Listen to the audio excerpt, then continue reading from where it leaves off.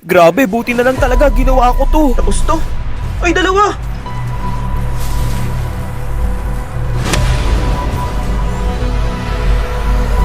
Hoy ako. Talo!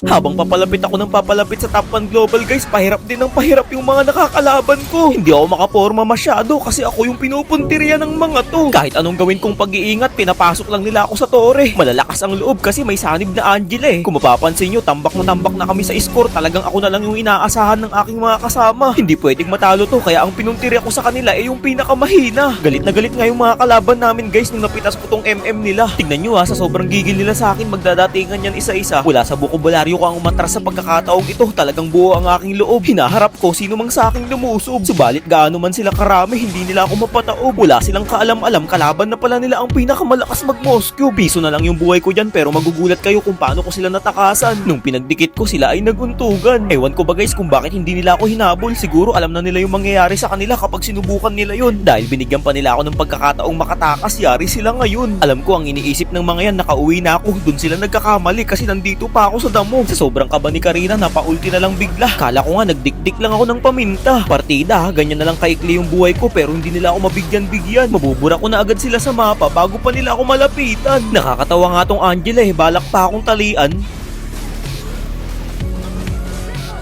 Nakamaniac nga pala ako dyan guys pero hindi ko na lang pinakita. Sawa na rin kasi ako, palagi ko kasi yung nakukuha. Ang ginawa ko na lang pinasok ko yung 5.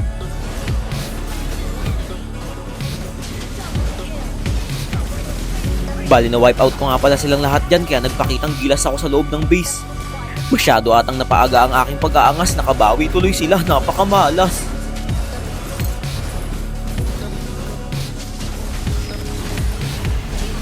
Gusto!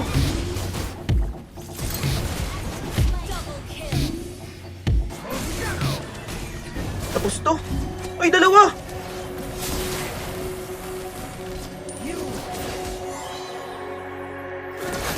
Hoy ako. Talo! Pero dahil sa ginawa kong yun guys, na buy time sila at nakuha ng Lord yung aking mga kasama. Kumbaga nang dahil sa akin, nakambak pa.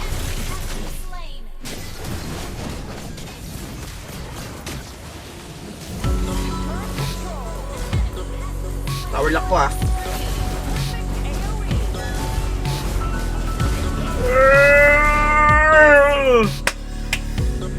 Comeback ko pa yun guys!